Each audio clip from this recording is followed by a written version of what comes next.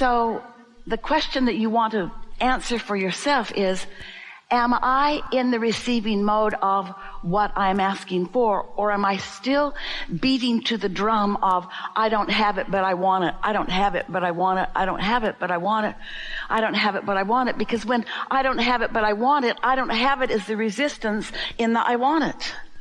And it can keep you in a tension that if you're not aware of how to release that tension, you can ask and ask and ask for a lot of things and not have the thrill of watching the universe and all of its forces, the energy that creates worlds, line up to accommodate you, because you are the creator of your experience. You get to be or do or have what you want, but you got to figure out how to ask and then let it in. Ask and then let it in. It's the new asking that causes a life force to flow through you. You're a creator, and you are a vibrational being. And as you explore and observe and live life, you are pre-wired to come to your own personal self-interest. Your own personal, this is what I prefer. This is what I think would be better. And each of you are so right, so worthy, so blessed that when that asking comes, everything that is follows that request, to support it, to perpetuate it, to help it in the becoming. So you knew that. You said, I want to be in a body and I want to be there, because I know that the variety is such that I will be inspired to continual new asking. And I know, you said this, I know that when the asking happens within me, that everything in the universe will support my asking. And so here you are in your body and you're asking, and your desires, your requests, your hopes, your prayers, whatever it is that is happening within you is being answered. But the question that you want to continually be answering for yourself is, am I in the receiving mode of letting what I am asking for in? Or has my past experience, in fact, the very experience that is causing me to ask, is that very experience that is causing me to ask in the way of me letting it in? Because if I knew I could have it, I might not. We're speaking from your magnificent human point of view. If I knew I could have it, if I knew I could be it or do it, then I might not have been asking quite so hard. I might not have been pleading or yearning or even hoping so much. I might have just been pointing and saying yes to that and yes to that and yes to that, like at the buffet where you're never denied, where nothing is ever slammed onto your plate and forced down your throat now that you've grown up and left your mother. So it's so interesting, isn't it, that the more you want it, often the more you don't let it in. The more you try to explain to yourself and to others why you deserve it. And you know, when you're justifying or defending or protesting, proclaiming that you deserve something that you have not, your dominant vibration is, I have not. And the law of attraction doesn't listen to your words. The law of attraction listens to your vibration, responds to your vibration.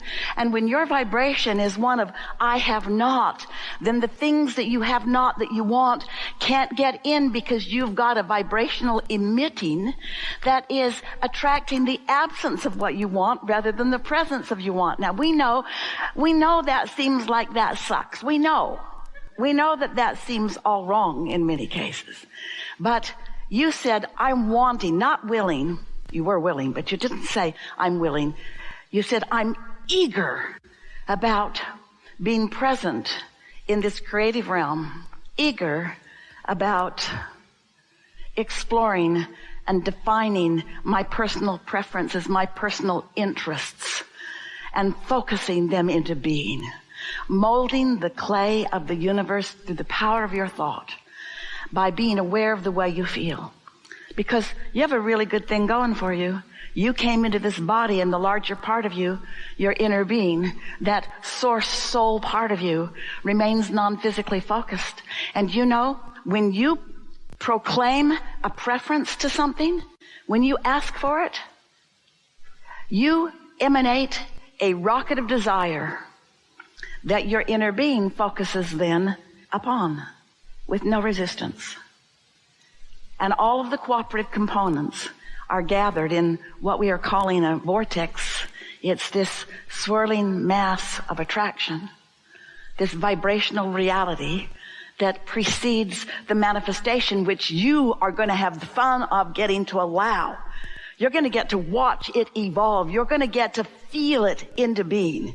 Oh, you got a flash of it. That thing that you didn't want that made you ask for it in a strong way, you got a flash of it, but you're not steady on that flash. You're tentative on it. You want it because you don't have it in so many cases. And when you want it because you don't have it, you can't get it. So from the moment that you give birth to your desire, your work is to practice what we've been calling the art of allowing. Your work is to allow your desire to come into being. And it's not work. It's joy. It's bliss. It's pleasure to watch this magnificent universe wrap around you in details too many to even begin to describe. But you get to witness them. You get to feel the things lining up for you. And that, friends, is what deliberate creating is. That's what you said.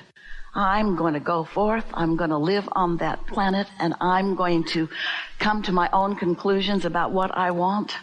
And I'm going to ask for them, and then I'm going to calibrate precisely. I'm going to calibrate to the vibrational frequency of my desire, not to the absence of it that actually was the genesis of it, the giving birth of it. I'm going to calibrate to the desire. And oh, that's going to feel good. It's going to feel like relief the moment I start it. And then I'm going to do the natural thing that I can't help but do. I'm going to live in a world where the law of attraction gathers the cooperative components, and I'm just going to make sure I'm one of them. I'm just going to be that cooperative component. And I'm going to have the thrill of watching things take shape and form right before my eyes. I'm not just going to ask for it and bam, there it is. I'm going to have the pleasure of molding it into place with my thoughts and emotions and words. And I'm going to experience firsthand, on purpose, deliberately, what the law of attraction provides for me. Because the law of attraction is what causes momentum. The law of attraction is what causes trending. The law of attraction is what escalating is about. When something escalates, it's because of your attention to it, you see. So now you know everything that you need to know to live happily ever after. You just got to want to live happily ever after. That's key. You got to care. You got to really, really care about how you feel. Because if you really, really care about how you really, really feel, then when something occurs and you have a knee-jerk reaction to it where you feel the discord of it because something about it is off, and instead of trying to figure out why it's off or exactly what it is that's off or whose fault it is that it's off, instead of blaming yourself or somebody else, if instead of perpetuating or escalating that trend about that thing, whatever it is that you don't want, if instead you can look from right where you stand for the existing matches in your world. What does match? The existing easy matches. And as you distract yourself from whatever the bothersome whatever it was and focus upon existing matches that feel good, do you know that in every moment, whatever is coming to you, something you like, something you don't like, something that you sort of like, something that you sort of don't like, something that you really like, something that you really don't like, no matter what it is, you've met it halfway. Because nothing comes to you that's not a vibrational match to what you got going on. Yeah? So now you know everything we know about everything that matters. So, take it easy. Have fun with it. It's good. There's nothing serious going on here. Take it easy. All is good. You can't get it wrong. That's how blessed you are. You came, you saw, you asked, it's done.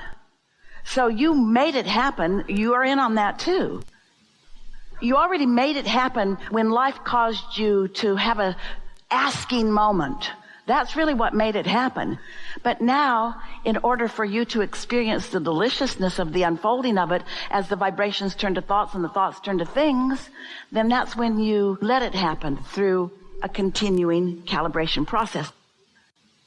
You don't have to sustain it in the sense that it won't slip away from you. In other words, once you've asked and your inner being's got it, it's yours. And you can take your time. You can suffer as long as you want and not let it in. But it's yours. It's always going to be yours. It's there for you any time that you decide that you've paid enough of a price to have it. We're just trying to talk you into not feeling like there's a price to be paid. There's just some calibration to do. That's all. It's sort of like this. So here you are in this combination of life. And from it, you know what you want and you know what you don't want. In other words, it's quite obvious, isn't it? And when you know what you don't want, even if you don't put words to what you want, there's an absolute understanding. It's an assumption because every subject is two subjects. There's wanted and absence of wanted. And so if you're on the absence of wanted part of it, the wanted part of it is known too. That's why we say when you know what you don't want and you're focused upon that, there's an equal knowing what you do want that's growing simultaneously. Your inner being is focused there. And so you know what you don't want, you know what you do want, and then you decide to calibrate. You decide that you care about the way you feel. Caring about the way you feel is the thing that matters the most to you, not the having whatever it is that is missing or that you think you want. It's feeling good is what you're now focused upon. And so you calibrate into alignment with what you've asked for, then it manifests. So then not only do you receive the manifestation, but now you stand in a new place with a new set of contrasting experiences. So then you ask again and you allow again and then you stand in a new place. This is what the expansion of you. And you didn't come for the expansion of you. You came for the joy of the expansion of you. You came for the thrill of the expansion of you. So you really want to ease up. You're not stepping back. There is no regression. You can't know it and then not know it, because when you've asked, your inner being knows it, and your inner being holds that knowledge for you and never stops offering you avenues to rendezvous. And you just get better and better at finding your way there. But you have to leave room for your expansion. You are an eternal being. You are never ending. You have to allow yourself room to become. No, I'm the rare one that came and I want perfection immediately. And we say, you think you do, but you don't. What you want is as much as you can let in. And so we get it. And we want this for all of you. We want you to let as much in as you can, because it's all supposed to be so good. Jerry used to say to Esther on occasion, especially when they first came together, because Esther was sort of ravenous for everything. And Jerry would say, don't you want to save something for later? And Esther would say, why? Why? Why? Because there will be more later, but you don't have to save for it. It will be as much as you can conjure and allow. You're not going to use it up. There's not a finite pie that you've been assigned. Here's what you've been assigned, and don't use it up too soon, because you might get into your 30s or 40s and you might have a long time of deprivation after that. It's an infinite pie that continues to expand through your continuing asking and through your continual allowing. Yeah.